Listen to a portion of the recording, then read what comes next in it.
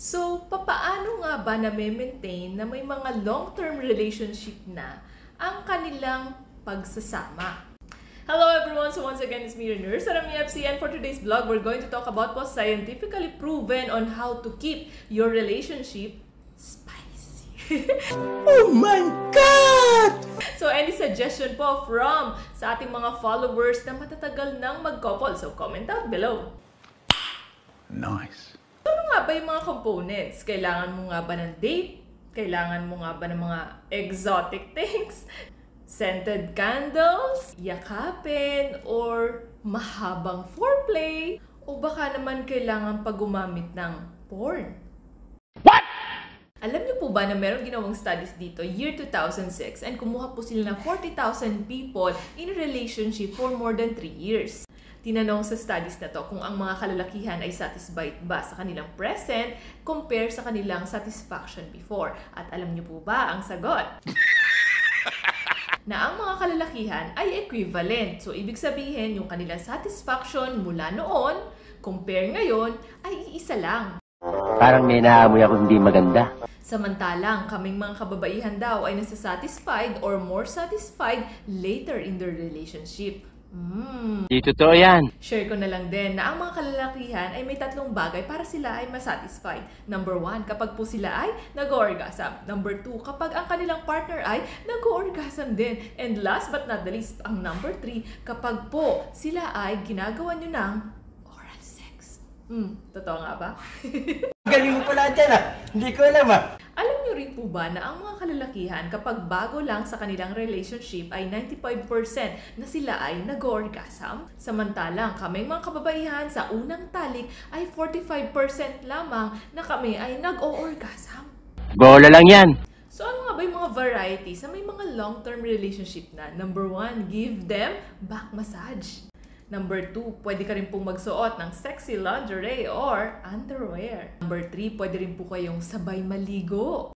Alam nyo rin po ba na pwede kayong gumamit ng stimulant drugs like for example, sildenafil ng Go Rocky. Ang sildenafil ng Go Rocky ay treatment po para sa may mga erectile dysfunction patients. Ito po yung nahihirapang magpatigas and mag-maintain ng pagtigas ng kanilang ari. Pero tandaan, ang sildenafil po ay hindi binibigay or binibili ng OTC or over-the-counter. Kailangan po ito magpa-check up sa doktor para makakuha ng ganitong klaseng gamot kasi ito po ay prescribed meds. Kapag kayo po ay nagpa-check up sa ating Go Rocky online assessment, ating mga urologist ay bibigyan din po kayo ng mga prescribed meds tulad ng sildenafil kung ito po ay kinakailangan. Ibig sabihin, nagpakonsulta na kayo, meron pa po kayong mismong gamot na i-deliver sa iyong mismong bahay. So, paano nga ba inumin ang sildenafil ng Go Rocky? Kailangan wala pong laman ang inyong tiyan. Kailangan din po maghintay ng 60 minutes or 1 hour before po ang sexual activity. Hindi rin po nila ina-advise na mag-take ng 2 tablets sa loob lamang ng 24 oras. So, ano naman yung mga expectations mo? Mas titigas at mas sexually stimulated ka. Aabot po ito ng 4 hanggang 5 oras. At sabi dito,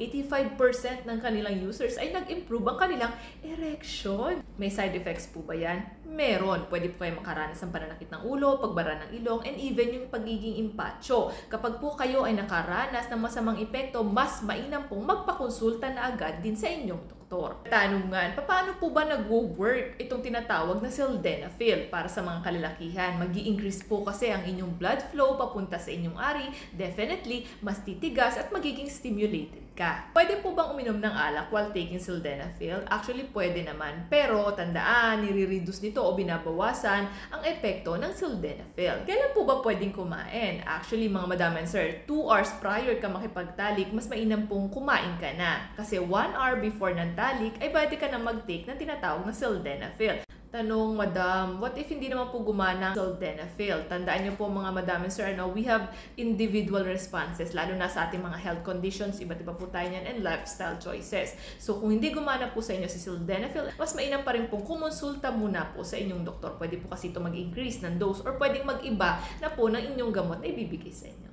Alam nyo rin po ba na ang Go Rocky ay meron din pong tadalafil 20 mg? Binibigay rin po ito sa may mga erectile dysfunction patients. So ano na may mga expectations? Kayo po ay mas titigas ang inyong ari at mas sexually stimulated. Ngayon, alam nyo po ba na ang isang tableta ay tatagal ng 36 hours? So ibig sabihin nyo, isang tableta isa't kalahating araw. May side effect po ba to? Pwede kayong makaranas ng pananakit ng ulo, pagbara ng ilong, and even yung pagiging impacho. Kung nakakaranas po kayo ng masamang epekto, mas mainam pa rin pong magpakonsulta sa ating mga licensed doctor. Huwag nyo rin po kalimutang mag-date at mag-hotel.